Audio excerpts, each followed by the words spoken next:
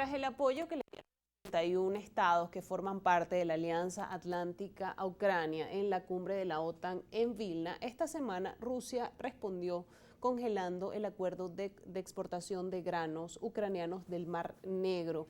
Esto puede verse como una medida que aleje mucho más la negociación del conflicto. Lo vamos a analizar con el profesor Eloy Torres, que sigue conmigo en el estudio.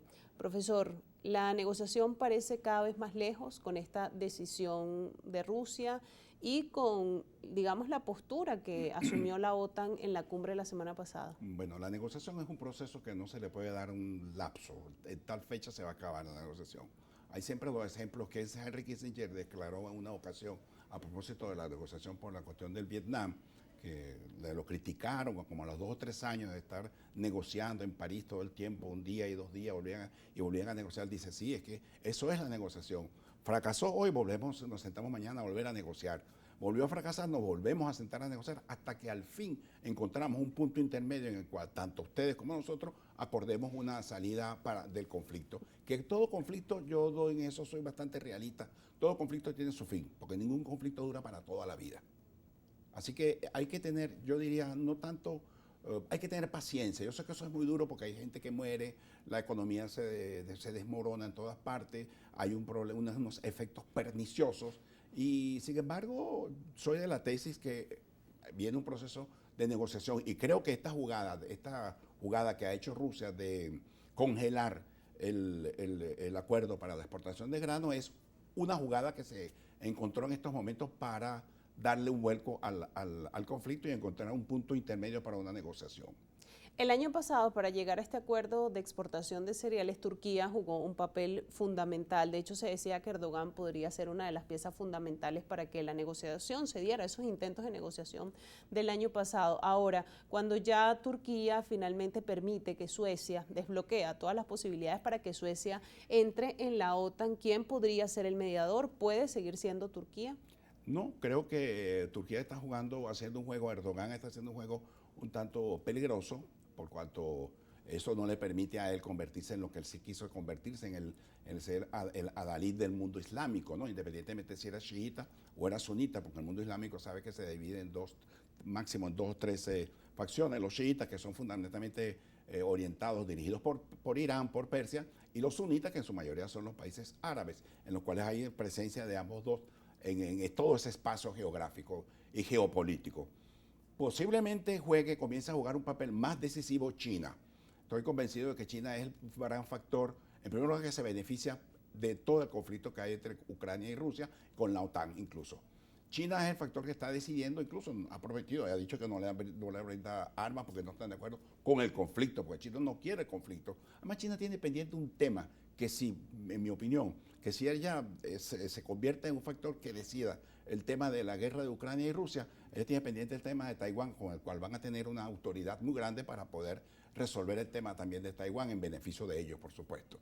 Sin embargo, hasta ahora China no ha parecido querer involucrarse directamente en el conflicto. ¿De qué manera puede fomentar o propiciar una negociación para que el conflicto pueda llegar a término? Bueno, yo no quiero pecar de optimista, pero la economía se mueve justamente por allí y quizás la última reunión entre Xi Jinping y Putin, él le dijo a Putin en su cara que no está de acuerdo con los conflictos y que la ruta de la seda, es decir, el proyecto geopolítico de expansión de la economía de China se encontraba en una situación de peligro, en una situación difícil, de grandes dificultades. Por esa razón él pedía, que le pedía a Putin una mayor comprensión frente al tema ucraniano y que encuentre los pasos necesarios para ir abordando una negociación que solucione el conflicto. Profesor, otro tema que también en el mes pasado fue polémico, tuvo que ver con este intento de rebelión del grupo Wagner contra el gobierno de Vladimir Putin. ¿Cómo valora usted esto y de qué manera esta rebelión, que fue resuelta aparentemente muy rápido, posiciona la figura de Putin con respecto al liderazgo en el país? Sí, bueno, hay una expresión por ahí que dicen que como Rusia es un país, diría Winston Churchill, Rusia es una especie de acertijo metido en un enigma y envuelto en un misterio.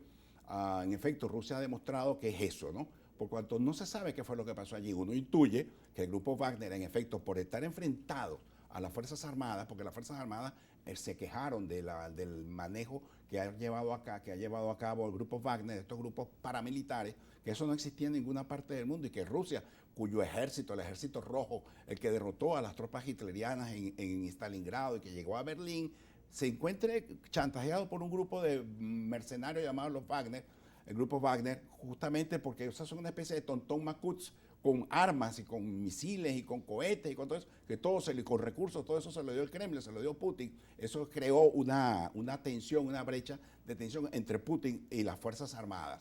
Luego, este grupo Wagner, el corazón Prigozhin, el famoso líder del grupo Wagner, chantajea a Putin y chantajea a Putin. Lo que hizo fue prácticamente como inhibirse, los llamó traidores, los llamó a utilizar todo el peso de la ley. Para nada, porque una vez que se entregó, se reunieron hace una semana, se fueron reunidos muy tranquilamente y no ha pasado nada. Eso dando a demostrar pues que eso fue una ópera bufa. Sin embargo, detrás de todo eso está pendiente el caso de que las Fuerzas Armadas rusas no están muy contentas con el apoyo que le ha dado el Kremlin a estos grupos. Ahora bien, profesor, vimos que en la cumbre de la OTAN hubo un respaldo total hacia Ucrania. ¿Esto puede cambiar cuando se produzca un cambio electoral el año que viene en Estados Unidos? Creo que los cambios son poco perceptibles.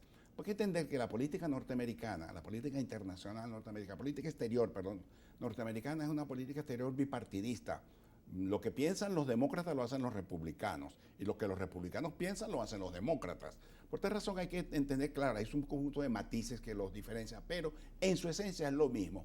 Hay una especie de denominador común de los Estados Unidos, incluso con algunos países europeos, frente al tema ucraniano. ¿Qué va a pasar con Rusia? El mundo se está moviendo justamente el surgimiento de nuevos factores geopolíticos. Todo el mundo habla que hay una guerra fría. No, esto es una guerra de factores geopolíticos, de intereses particulares de los actores internacionales queriendo imponer sus puntos de vista y sus modelos políticos, económicos y militares. Este es el caso, por ejemplo, de China, que China emerge en estos momentos en las relaciones internacionales como algo indetenible.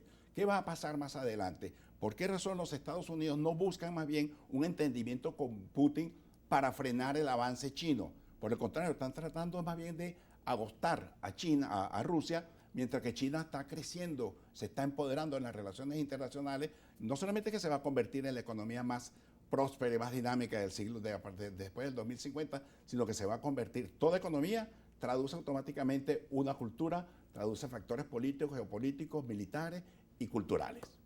Y Profesor, así que estaremos hablando un mandarín dentro de unos 30 años. Bueno, ya lo veremos. Sí. Yo le quiero agradecer por haberme acompañado esta tarde para analizar estos temas. Está bien, muy amable. Gracias.